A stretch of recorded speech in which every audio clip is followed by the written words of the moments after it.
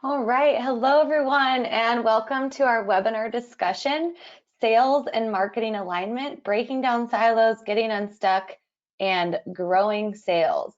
I know you all probably have a lot you could be doing with your time right now, so we really do appreciate you spending it here with us. My name is Katie, and I will be monitoring today's event, moderating, not monitoring. And before we get started, I just want to go over a few housekeeping items. So first of all, this webinar will be recorded and you'll get an email with that recording after the event. And all attendees are muted, but if you do have questions, please put them into the chat box or the Q&A box at the bottom of your screen, and we will get to those questions at the end of the session. All right, so let's get started. I'd first like to introduce our speakers today. First, we have Thomas Young. Thomas is a Vistage member and award-winning Vistage speaker since 2001. He has 25 years experience in marketing and sales and has helped thousands of companies increase their sales through his speaking, books, consulting, and digital marketing work. Tom is the founder of Intuitive Websites, a Colorado-based website design, development, and digital marketing agency. He's also the author of 2 books, Intuitive Selling and Winning the Website War, and his 3rd book is in the works on the subject of integrating sales and marketing teams to drive results. The working title for this book is Sales and Marketing Alignment, which goes along with this webinar very well. And the co-author of that book is a sales consultant, Carl Becker. And next we have Bonnie Crater. Bonnie is the president and CEO of Full Circle Insights. She's also a 5-time VP of marketing at Genesis, Netscape, Oracle, Stratify, and VoiceObjects. While valuing the creative side of marketing, Bonnie's real love is marketing operations, measuring marketing investments, and determining investment optimization. And now as CEO of Full Circle Insights, Bonnie's working to help fellow marketers get the data they need to succeed. Bonnie holds a BA in biology from Princeton University. All right, remember you can ask all the questions that you want in the Q&A panel at the bottom of your screen, and we'll get to those at the end of the session. We'll also be sending the recording out at the end of the session as well. And with that, I'm going to let Bonnie and Thomas take it away. Thanks, Bonnie and Thomas.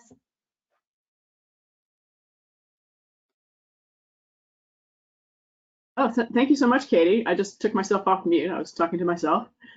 But, you know, that's our famous phrase for the pandemic, right?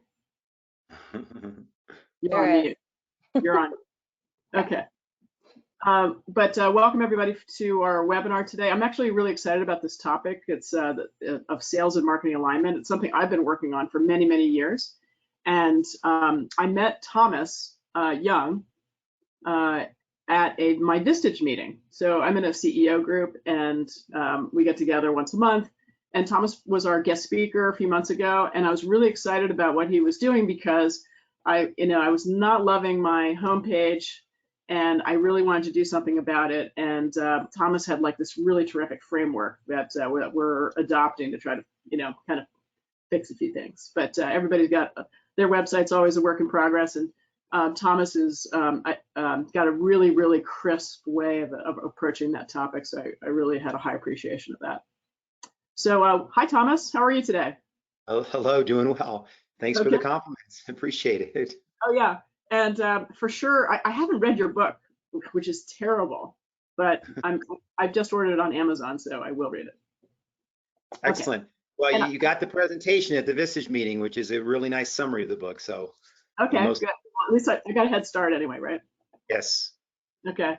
So we're going to talk about a bunch of topics, and I thought that I would move to a new slide and have you just talk about what we're going to talk about. Absolutely. Well, what we're going to talk about today is growing your sales and better competing to get sales, improving your funnel, getting more people in the funnel, more qualified people, and growing sales. I want to talk about some of the pitfalls that happen along that way, and specifically the pitfalls that are happening today with poor alignment with sales and marketing, right? And so I've seen this for many years in industries that companies that have excellent alignment between sales and marketing do better than those that don't. In fact, it's a competitive advantage for them. And by getting an integrated funnel in the works, which you're going to talk about, it allows you to better measure your return and your ROI, so you can invest in the things that bring the most sales. And I hope that in today's webinar, you'll see missing opportunities for your own sales and alignment mission and strategy and process that you're going to go through. Yeah, so those are all really important questions. I was just on with a customer last hour, and this really smart guy was saying, I want to really do this right. I want to make sure that the sales team is bought into these marketing metrics. And he just had a bad experience. They thought they had the buy-in of the sales team on their last go, and they didn't. And so basically everything kind of fell apart. So sales and marketing alignment is critical for the function, that this particular function. So I've been interested in this topic for a really long time, and the reason, of course, is that if you're a VP of marketing and you're trying to work with the sales team, you're trying to figure out, okay, well, how do I speak their language? How did you get interested in this topic, Thomas? Well, it's a great question. So I started as a sales manager. That was my first job out of college, and I realized that being a sales manager was a lot like being a coach. And I was athletic in my college career. I was a swimmer, and I was a collegiate swimmer, and then I was a coach, a swim coach, and it gravitated toward this idea of coaching salespeople towards success. And this was in the late 90s when the internet came along. About that same time, I'd finished my MBA and I started a consulting business, helping people sell more effectively and sales coaching and sales training and consulting. And I had an idea for a website. I still have the website. It's called salestrainingplus.com. And I did something different on this website. I loaded it with content. That's all I did. Not a lot of graphics, tons of content on how to have effective sales team. In 1999, that was a novel concept. Within 30 days of launching that website, I had my first client in Escondido, California. A manufacturing company had me come out and set up their sales team because of the content they read on this thing called a website back then. Over the years, I was doing quite a bit of sales training and sales consulting, but I started to gravitate toward digital marketing and websites. So in the early 2000s, I launched this company, Intuitive Websites, and we've been going strong ever since. And so what I bring to the table here is this interesting combination of the in-depth experience with sales teams as a sales manager and so forth, and then also now this in-depth experience with digital marketing and marketing work and so forth. And what I see with our clients is that companies that do it really, really well have real nice alignment between sales and marketing teams. But still, the vast majority of companies struggle with this. And the starting point to overcoming those struggles is getting strategy, people, and processes in alignment. And this is the planning phase that happens before you even mention what you're doing to your sales team. Is the idea that you have very good strategic alignment with what the purpose is of this project, and then you start assembling the leadership team that's going to make it go, and then you build processes around it. All of this homework comes first. If you don't do this first, then things will fall apart, because ultimately salespeople want to sell. They don't want to be involved in marketing initiatives, and marketing folks want to drive results based on their marketing goals. They don't necessarily want to get in the weeds of what salespeople are doing in the ins and outs of closing deals and writing proposals and so forth. So to bring this together, this is the starting point. In the book that we're working on, Carl and I really outline for you in the early on chapters how to build the foundation for this. And one of those key things is getting leadership buy-in. And this is leadership at all level, right? Because for most folks listening to this webinar, you're going to have a sales team, you're going to have a marketing team. The sales team will probably be quite a few more people than the marketing team. And so you've got to start with the leadership of the sales team, leadership of the marketing team, and then get the CEO, in many cases, the head of that department, that division, or the CEO on board with this. And what we found, and I found this in many years, and I'm going to be real blunt about this, is that sometimes leaders are the biggest obstacle. And why are leaders an obstacle? Well, there's several spectrums that you see with leadership in sales and marketing. One of them is the leader that knows everything about marketing, whether they do or not. That's another thing, but they believe they know everything about sales and marketing. They're not open to ideas and suggestions, and they want to get, it's their way or the highway, right? And they just put that on the team, go make it happen. And then you have on the other end of the spectrum, leaders that will admit they know nothing about sales and marketing, and they do very little sales and marketing for their company. Their business kind of thrives on a brand or on reputation, on a referral network. Both of those leaders can sabotage this process, right? One leader sabotages it because You know, they feel like it's really simple. Why are we putting all this work into it? Just do what I say. And the other leader sabotages it because they don't respect sales and marketing. Because a leader that says, I don't know sales and marketing is really saying, I don't think it's important enough for me to know it. Mm. So that has to change. The leadership buy-in has to start. But one thing that does drive leaders to action is when sales aren't there. And sometimes those leaders are gone, right? They're not there forever. But that's where this process starts, is with leadership. So from kind of a high perspective, and I know there's, you know, on this webinar, there's different levels of business leaders on this webinar. You've got to work to get buyers, or you've got to work to get the leaders buy-in. Now, one of the ways to get leaders to buy in is to look at the data, look at the systems and the processes, and break it down for them. And I know in this next slide, you have a system, Bonnie, for doing that. Because if you're going to work to sales and marketing alignment in your organization, you've got to get buy-in from leaders. You've got to bring them the process. You've got to bring them the strategy, maybe even some of the initial data points you're going to monitor, and then you'll start to get their buy-in. Yeah. Well, before we go to that slide, I wanted to ask you about kind of the ideal state. Like, you know, if you're in a company where sales and marketing don't really work together, how would you envision the ideal state of a company that's really good at sales and marketing alignment? Like, Bonnie sent me some questions before the webinar. They're fantastic questions. And in looking at these questions, one of the best ways for me to think about this is think about a sports team. So when you think about a sports team that's successful, there's so many different roles on that team. And it's not just the players, it's all the support structure and everything that goes on. This is true in sports across the board. When that team wins a championship, it's because everything came together on that team. Everything from the equipment managers to the star quarterback, to the coaches, to the trainers, to the facilities, to the linemen, or the backup reserve folks, all that came together to work. There's no fighting amongst the team. There's no, this is my territory, that's your territory. That's what this looks like. And one of the ways that you see it when there's great sales and marketing alignment is you celebrate victories together. You celebrate victories together, whether they're top of funnel victories, middle of funnel victories, or closed sales, right? That's one of the ways you see it. And in today's world of digital marketing, you also see it when the sales team is giving the marketing team advice on content, benefits, and so forth to write about. And the marketing team is giving the sales team advice on closing based on what they see in their data and based on how they feel like maybe a proposal can be improved. Those are some of the ways you see it. It's like, think of it as a great working team.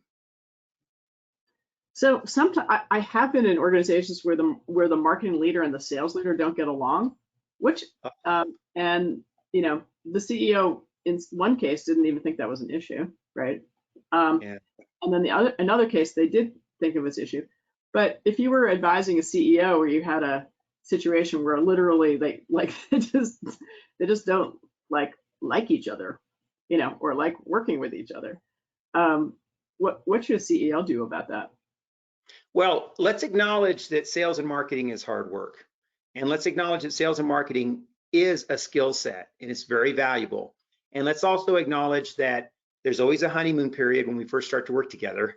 But when things get real and sales aren't there, or budgets aren't getting met, targets aren't getting met, and things get real, then that's when human nature starts to come out.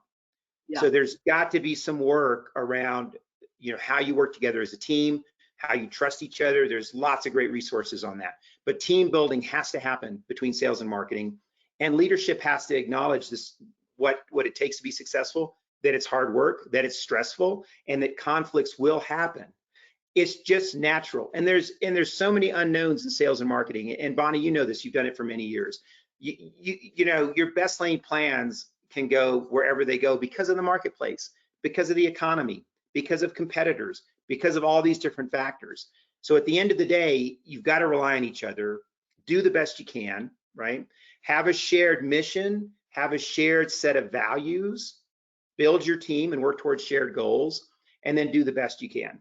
Now, the other thing that can cause problems, and I see this all the time, and you have to think about this in sales marketing alignment, is that get the right people and the right skills in the right seats, right? Mm-hmm. So don't ask your star producing salesperson to be your sales manager.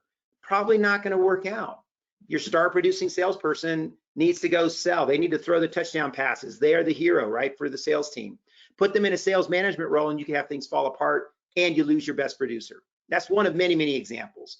But in today's environment, you've got to look for talent and skills across the marketing and sales team. Because what another example of this is, I'll tell you right now, some of your salespeople have the best ideas for blog posts because they're on the front lines. They know what is happening on the front lines today, right now, this morning.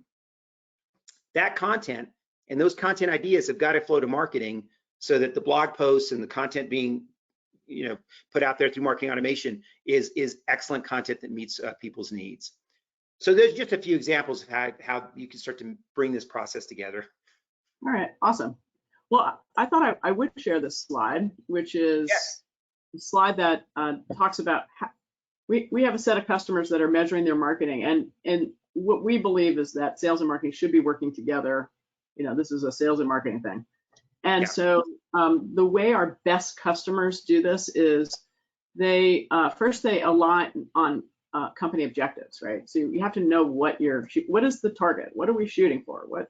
Where is the goalpost? Anyway, so so that means that in some companies I've seen where marketing doesn't even know what the sales number is, like what is the number? But that needs to be a shared set of information, right? Everyone knows what the target is, quarterly number, annual number of those targets. Then next, they adopt some metrics around measuring the funnel and measuring attribution. These two types of metrics are different. The funnel metrics are very focused on process, right? How good your lead management processes and your sales processes are, and try to find areas where you can improve that. Attribution is really about how well you're spending your budget on things that are impacting pipeline and revenue. And so these two types of metrics work really well hand in hand to help provide guidance around this. Then, as you're talking about, you have regular meetings, sales ops and marketing ops. Probably invite the demand gen person, probably invite your SDR or telesales person, the people that are really involved in these leads. And every now and then you have an executive briefing on what's going on. And in these meetings, you're looking at the data. So our best customers, what they do is every week they study these charts and they say, oh, that's unusual. I've never seen that before. That looks good. Oh, and so that's information. Oh, we should invest more there. Oh, that is doing really poorly. It's really sad, but it's doing very poorly. So we need to either change that campaign very significantly, work on the messaging, do something. Maybe the audience is wrong or something's wrong, or you kill it. You literally stop doing it. So these are very important discussions that happen every week. Our best customers, they go to the meeting, they take action items, and they come to the next meeting and they find out what happened. They're doing investigations around these ideas. They're identifying areas of improvement, and then they're actually adjusting what they're doing, right? And then they start all over again. But that's the process. And because you have sales and marketing in the same room, and they're all working from the same data in the CRM, right? All the data has to be in the CRM. The marketing data, the sales data, all that has to be in the CRM. They're looking at the same information. It's pretty easy to have that discussion. Sometimes it does get difficult. It can be disappointing when a campaign you're really counting on is just a flop, and that happens to everybody. And it's really exciting. On the other hand, when your campaign that you didn't expect to do great is like outperforming everything, and you're really excited about that. So all of that's those are all the kind of there's personal interactions, and there's also emotions about like performance that are very common in this virtuous circle. I love it. I absolutely love it. And this is the first step. Anyone who's looking to start aligning, this is part of that process step. The idea that you set this process in place before you act on it, and it makes sense. I think you can even take one step further on that aligning on sales and marketing company objectives. The team should be aligned on the mission of the company. What is the mission of the company? What is the service, and why does the company exist? And what are the values? What are the values across the team? And this is a really interesting thing that will come up in sales and marketing, because if you have people on that team that have different value sets, that conflict is going to be there. And you can do two things: either get common values and hire for those values, or be aware that you're having a values argument and you don't hate each other. So those things are really, really important, that then they have to come into place. And then what this circle will do is it's going to show you where the problems are. I mean, you'll find things as simple as that you have a form that's broken on your website, and Absolutely. because you're wondering why that one form has no submissions. Go back and check it and test it again and realize, oh my gosh, how did that happen? The form's broken. Yeah, happens Or all the time. somebody just updated that page yesterday, broke the form. We ran the campaign, and so you can fix these issues.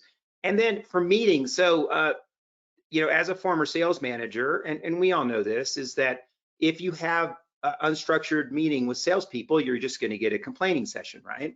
So there are ways to structure a meeting so that you can organize complaints into issues to be fixed. And a great book for that is Traction. And if you guys know this book, Traction has what's called the L10 meeting. And you can follow L10 meetings for these integrated meetings as well.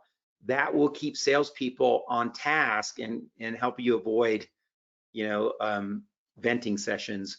Which, if you can have venting sessions, but call them that. Say, okay, we're going to adjourn for 30 minutes to vent, and let's hear it, guys.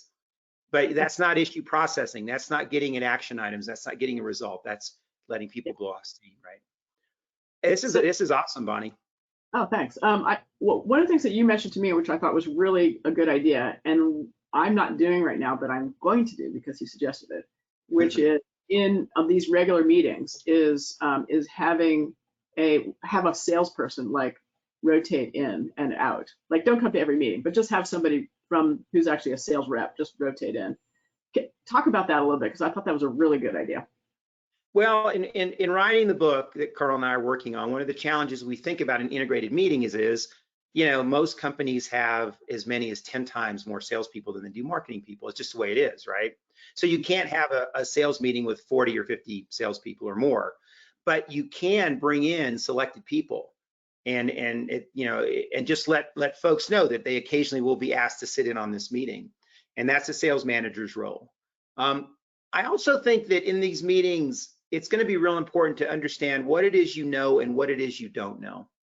So, and there will always be things about the marketplace that we just don't know. It changes too fast. But what I don't like to see in meetings is what I call the sample size of one perspective, which is, well, I do it this way, or I think this, so let's do this. That's not good. And you see that sometimes in leadership. Ask yourself, based on the data, what is it that we really know and what is it that we don't know? And then separate those two things and focus on the things that you can control, the things that you do know. That's what this sales and marketing alignment will start to force you to do, because marketing can't function by themselves without the sales team, and vice versa, right? So you've got to come to that place. Awesome. So I'm going to turn ourselves to this notion of the funnel. Yes. You have a concept that you think is really important called the integrated funnel. And I'm wondering about that. Okay, so first of all, what do you mean by the integrated funnel? And can companies have more than one funnel? Can you have a sales funnel and a marketing funnel? Are they always combined together? What's your thinking around that? So a big part of the new book that's coming out is that no, there's no more separate funnels right now. That you can have a campaign funnel, but I'm thinking about the buyer's journey in its entirety as an integrated funnel now. And the reason, there's several reasons to think about that. The most important reason is that your buyers don't care about your funnels. All they care about is what they want to solve their problem. So the integrated funnel is the solution to giving them what they want. The integrated funnel also means that there's ownership in this funnel for both sales and marketing teams, right? And that we don't want to just say, okay, marketing's top and mid funnel, and then sales has got to bring home the sales and close the deals. Looking at it that way is limiting. Limiting thinking means limited sales, right? To expand your perspective, you have to see the funnel across the entire team. And I mentioned this before, there are salespeople that have great insights into top of funnel activities. Let's start talking to them, hearing what they have to say. And there's marketing folks that can help even your most seasoned salespeople close more deals. let's listen to them, right? And this is across all age groups, spectrums, levels of experience, and so forth. The integrated funnel is super, super powerful. I think a lot of companies right now are starting to do this, not really even knowing what they're doing. They're just realizing they have to make this happen. And I know your solution, Bonnie, that you all have is the ultimate scorecard for this for Salesforce users. I mean, it's just fantastic because that you're monitoring this integrated funnel, right? Now, I mean, there's some semantics here. You can have a funnel for a campaign. I mean, you could do an email blast and try to monitor what people do on that email blast. But when I think about the complete buyer's journey from, you know, someone who you identify in your target market to the end result of the sale, I'd like to see an integrated funnel with sales and marketing both assuming ownership. Yeah, so I totally agree. The most important thing is to be able to do a sales and marketing funnel that's one unit. There are some variations on the funnel thing. So you could have a funnel of, you know, as you're saying, it could be a specific campaign funnel, right? So it could be an integrated funnel. The most important thing is it's integrated because it has both sales and marketing information in it. But you can have an integrated funnel that's based on like what happened to a particular campaign. You could have an integrated funnel that is what happened to all the leads that were sourced by marketing. What happened to and that's the funnel for that. Then you might have maybe have a funnel for what's the funnel look like for all of our partner sourced leads, or what the SDRs cold calling. Well, that could be a campaign, but the cold calling campaign is that, you know, how's that working? And the influencer strategies, the referral strategies, website linking strategies, yeah, all that stuff drives variations on the funnel. Yeah. Yeah, but the concept of the integrated funnel is the key. And in order to do that, you have to store all your information in one place, right? That's the critical thing. So you have to have your sales market information and your marketing information in the same place. Absolutely. In fact, one of the major points I want to make in today's webinar, and I want everyone to hear this, is if you aren't using a CRM tool that's linked to your marketing automation and all your metrics, get another tool. I mean, the days of that are over, right? And that's why tools like Salesforce and Hubspot and so forth, these tools, Marketo, that bring all this data together, they're exploding. Their share prices are growing. Their user bases are growing. It's a must today. It's still surprising to me how many companies aren't doing that, but I think it's a change that's coming. Yeah, so I'm thinking about maybe showing this next slide, and I'm going to do this as a build. So back. Here we go. And the reason is this is one way to organize your thinking around marketing measurement, sales marketing alignment. All of this is based on an integrated funnel. So yes. What we did was there's so much to measure, like that it got really complicated. So we wanted to organize in a way that was really accessible for people. So we built a dashboard for planning. So you could do a reverse funnel and predict how many leads you needed to generate and so forth. So then you do that in your planning steps, quarterly or annually or whenever you do that. Then a second dashboard is around achieving. Okay, so in your planning step, you're setting goals. And so in achieving, you have it's a set of gauges, and you can see these gauges here, that are customized to whatever your goals are, and then you can measure your progress against those goals. So in real time.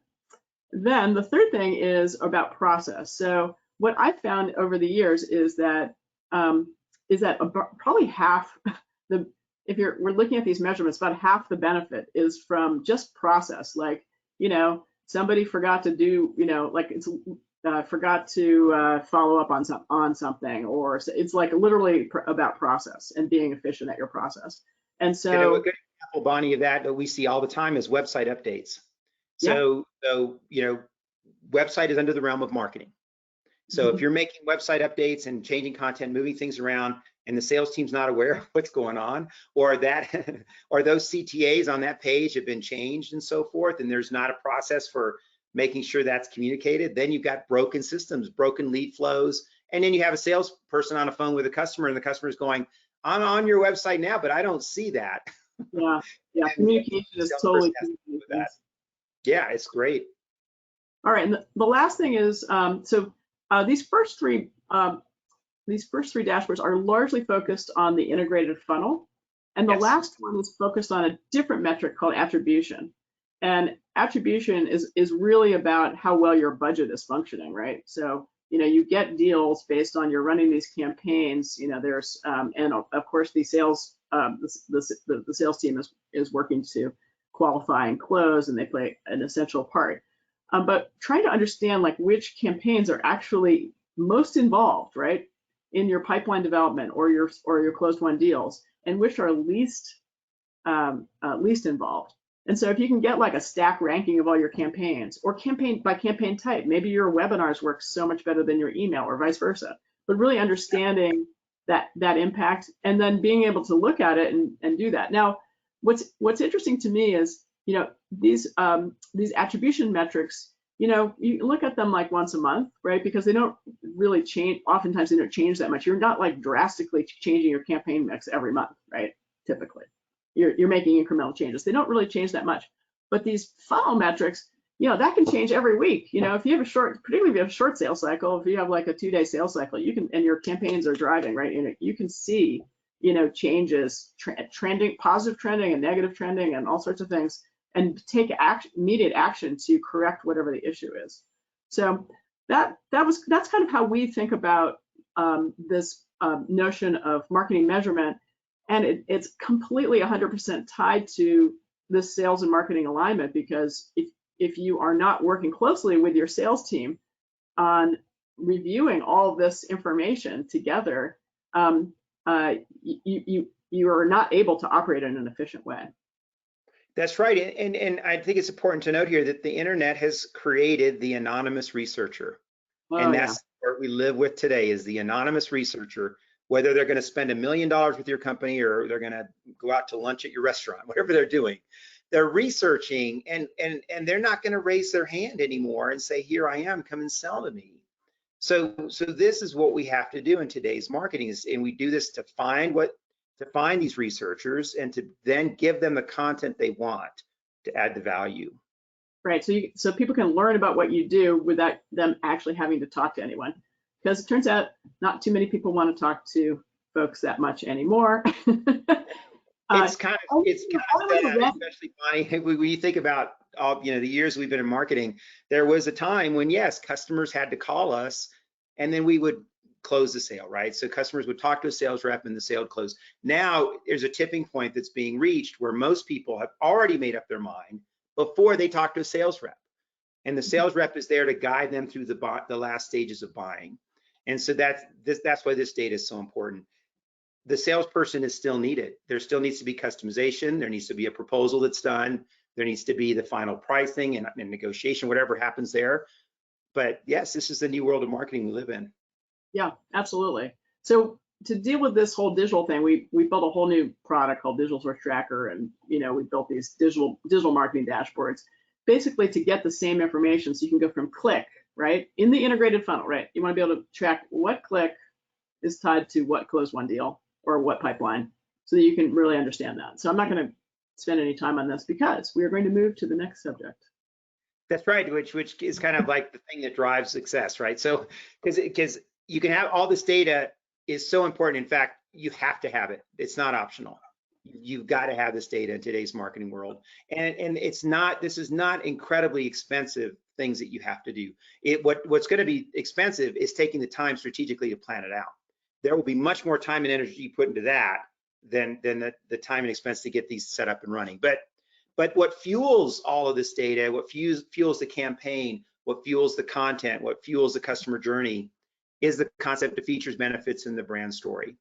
And I still see this with clients we consult with all the time. Most companies are so entrenched in their own company, in their own business, they have a hard time seeing it from the outside in. So because of that, there's confusion between what are the real benefits people want when they choose our solution, and what are features that maybe are not so important. And then how do you bundle that up in a storytelling format that engages people? And all storytelling is going to be based around the benefits you provide folks, right? And there's another really key thing that's critical to triggering all this data, and that is what is changing in the story of your prospective buyer that makes them start this path of research. Right.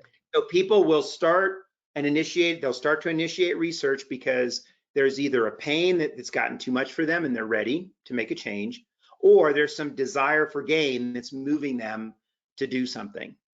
So that's once again why this data is so important, because they're not going to raise their hand and tell you. They're just going to start their anonymous journey down this path. And it's the content that drives them toward this, right? It's the content that talks about the benefits. So everybody on this webinar, another major takeaway from today is you need to understand what are the 3 most important reasons people come to your business for your products and services. Not from your perspective, from their perspective. So talk to 20 or 30 of your customers and ask this question. Give us the top 3 reasons that you hired us or buy from us.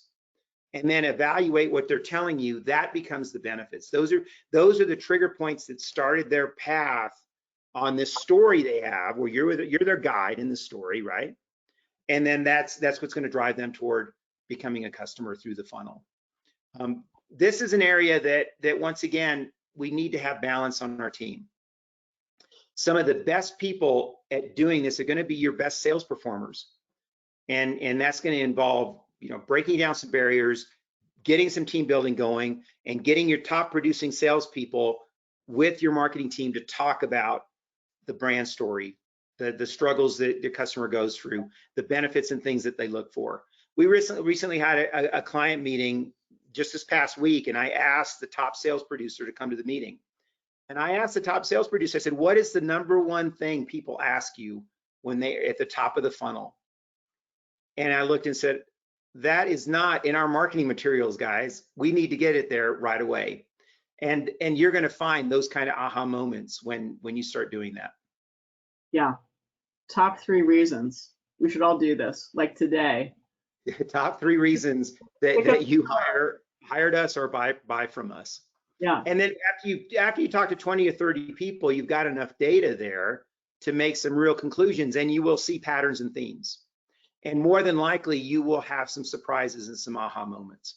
Because once again, we are too close to our own companies. We can't see them from the outside looking in. Yeah, so we should all pick up the phone today and call a sales rep at our companies and ask them that question and see what happens. And if it makes you curious, you should do it with a whole bunch of them. That's right. That's right. It's an ongoing discussion. It could even be an agenda item in your regular integration meetings. Mm-hmm. Cool. Yeah, I love that. That's great. All right. We've talked quite a bit about, at least I have anyway, about CRM, automation, integrated scorecard. Is there anything else that we missed on this topic? Well, yeah, there's a ton. I'll just summarize a few critical things here. #1, and I said this before, it's worth saying again, if you don't have a system that already integrates these things, like for example, if you don't have your CRM talking to your marketing automation, if you can't see website visits in your software tool, then you've got to get a tool that does that. And there's several out there that do it really well. And then of course, build the integrated scorecard with Bonnie's solution around, if you're in Salesforce, with Bonnie's solution to see the data and customize that. So that's #1.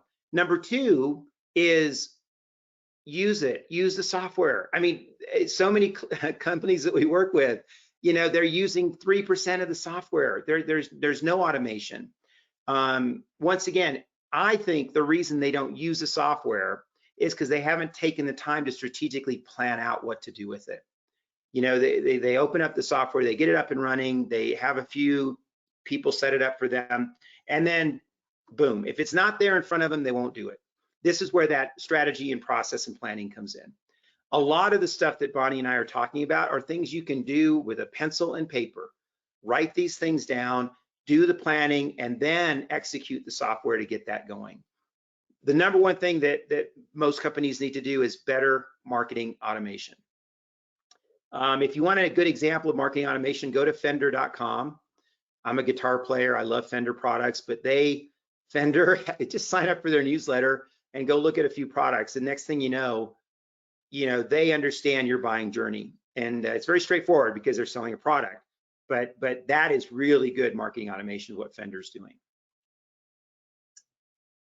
So I'm thinking about going back to the whole brand idea, and the notion of the customer journey and the ideal customer profile.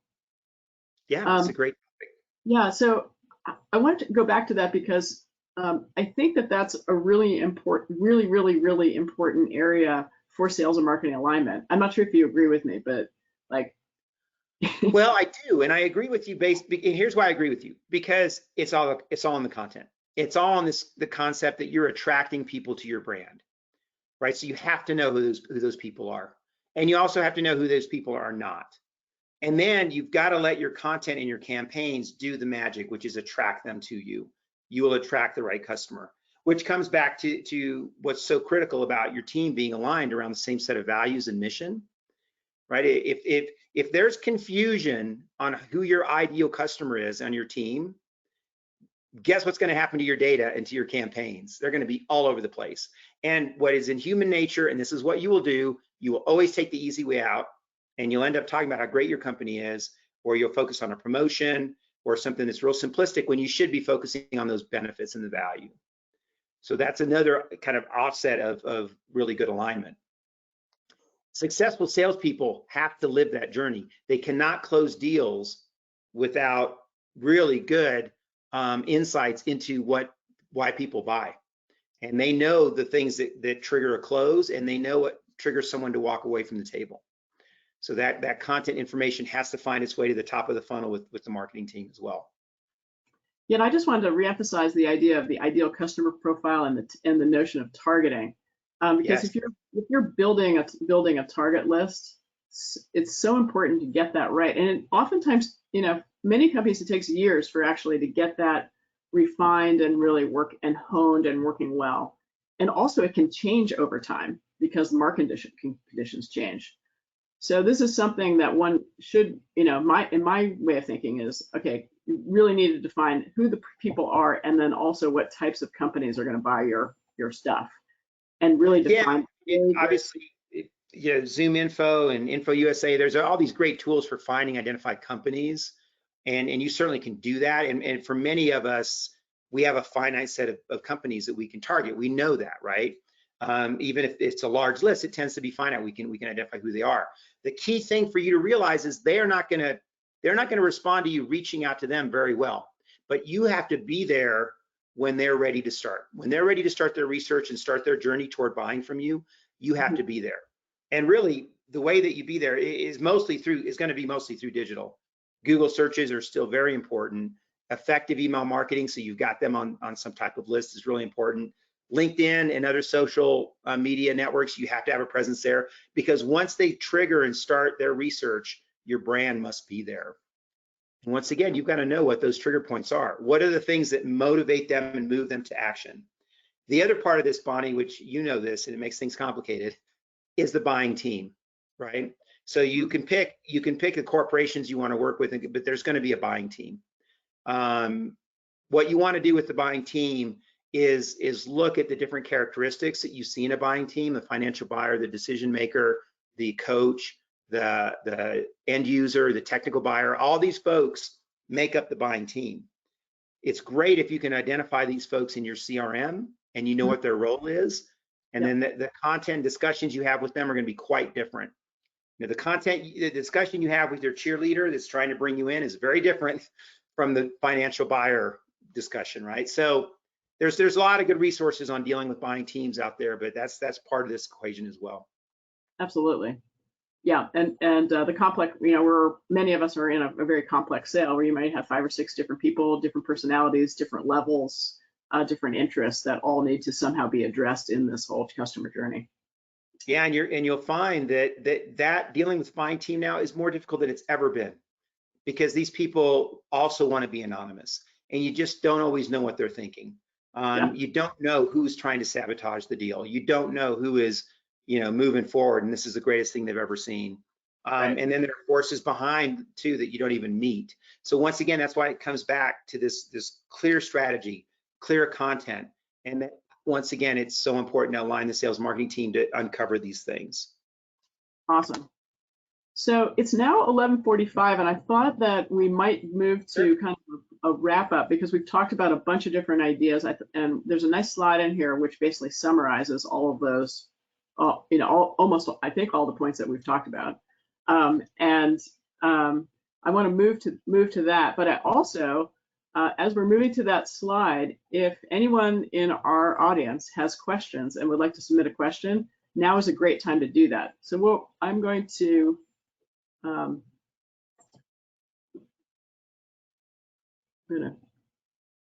move to the action items. Since we're marketing people, we take action. That's what we do. So Thomas, we want to review these action items while folks are thinking of cool questions to ask us. Absolutely. Well, I hope you all have got some value. Yes, please ask your questions. So I think Bonnie and I are in agreement. Do these things and watch sales grow, right? And number one is let's get strategic, and get strategic by asking questions about your core benefits of your business, your offerings, and the mission and values of the team. Get people aligned and responsible to all parts of the funnel. Pretty much all the major metrics that you saw in Bonnie's reports, someone should be assigned for those metrics, the accountable person for those metrics. And keep in mind that there's another major factor playing here, especially for leadership. Metrics don't change unless you have awareness of them. Metrics don't change without awareness. You don't get more people to your website before first asking that question, how do we get more people to our website, right? So this is a key part of what we're trying to present today. Also, get the CRM and marketing automation integrated. There are many tools for that. Salesforce, of course, fantastic. HubSpot, fantastic. Start scheduling combined meetings between sales and marketing teams, but come with the structure. Review traction in the L10 meeting, but come with the structure of that meeting and be aware of what to do, the differences between venting and dealing with issues. We didn't talk much about the middle of the funnel, but I wanted to just mention here that a lot of the issues that will get solved with integration is fixing middle of funnel issues. The middle of the funnel is where I consider someone to stop being anonymous and to raise their hand and do something. Download an ebook, submit a form, sign up for an email newsletter. This is where the real gold is, in that middle of the funnel. This is where you're moving people through. Get the sales team involved with content. Get the marketing team involved with closing.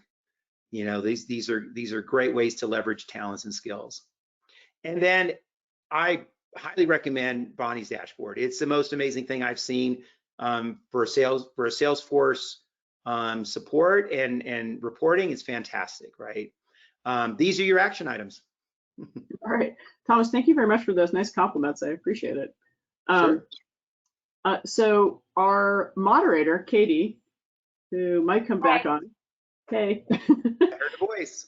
Yeah, I hear her voice. And Hello. maybe, I don't know if you see any questions that we might be able to address, but I'd love to hear about it. Yes, we do have a few. And if you have any others, please put them in the question box and we will get to those. Okay, this is probably for both of you, but Okay. how often, I think you sort of covered this, but how often do you recommend sales and marketing meet with each other? Okay. Okay, well, I have an opinion, but Thomas, you go first. Okay. Well, it depends. It depends on the size and the objectives of the company, right? I think monthly is the absolute minimum. I think if you go twice a month, that's pretty good. But this is probably going to become a weekly meeting. And the larger the organization, the more likely it's a weekly meeting. If you're a strictly 100% sales-focused organization, like a distributor or a reseller, this may be a morning stand-up meeting, where every morning you're meeting to do this integrated meeting to find out what's happening and look at the data. Yeah, so I'm right there with you, Thomas. Our customers, our best customers, even if they have a pretty long sales cycle, they do a weekly meeting to look at the data. If they have a super long sales cycle, that means that they're a lot of the work, that things that they're focusing in on, maybe at just parts of the funnel, maybe the top, maybe the bottom, maybe the middle, to look for areas where they can improve those things. And because so if you have a 1.5-year sales cycle, right, and you just start using a tool like Full Circle, you can start seeing the benefit at the top of the funnel in the first few months, right? But literally, there's no closed won deal, so it's hard to measure impact of your campaigns on revenue. But you can see it on pipeline, and you can see activity. So so our best customers have a weekly meeting, and that's what I would recommend. I also recommend a monthly sync with some executive. It could be your CMO, or it could be CMO and VP of sales. You just you're gonna navigate your own politics in your own company, but have a meeting with an executive to create visibility for these metrics. A lot of the a lot of companies will take the metrics and they'll use it in other ways, like in a at the exec meeting, or even in a board meeting. But the key meetings are weekly meeting and at least a monthly meeting with an exec. Great. Excellent. Okay, so this one is coming from someone in sales. So what do you do with sales reps? Or sorry, this is the one. How do I get my marketing team to be more cooperative with sales? That's a very important question. We did address some of this, but it does have to do with we're on the same team. We're working toward a common goal and a common mission, and we've got to focus on the core reason that we're here as a company and as a team.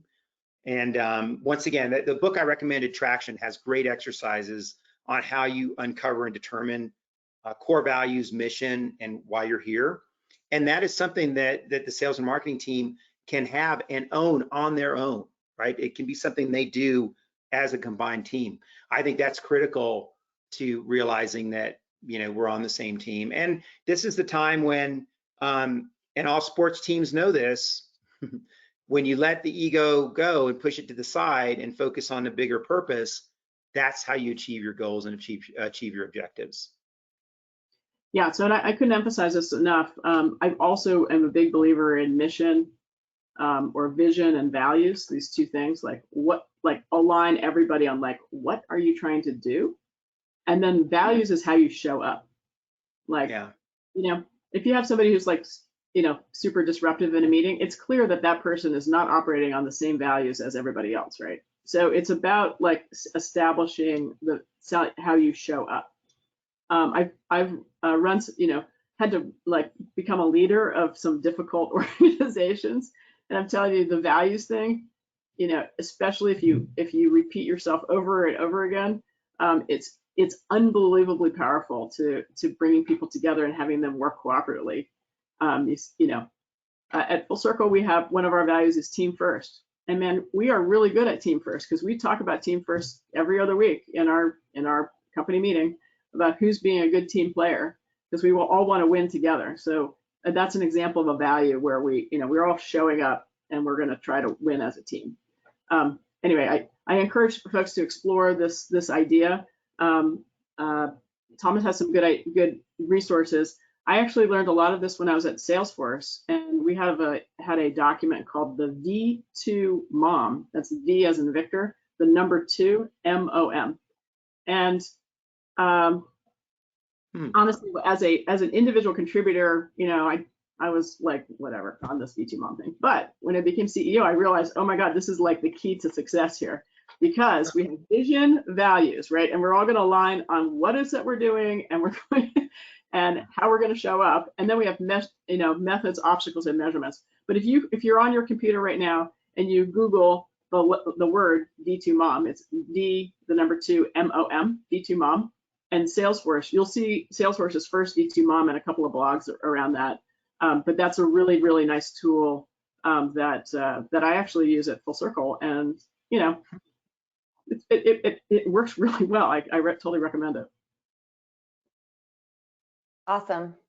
Okay, looks like we got one more question here.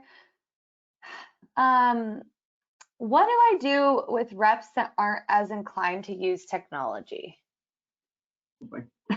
Yeah, that's a great question. So, technology and the internet's changing how people interact with sales reps, and Zoom meeting and phone calls. We all want to get on a Zoom call with our prospect, or get a phone call or meeting with them in person.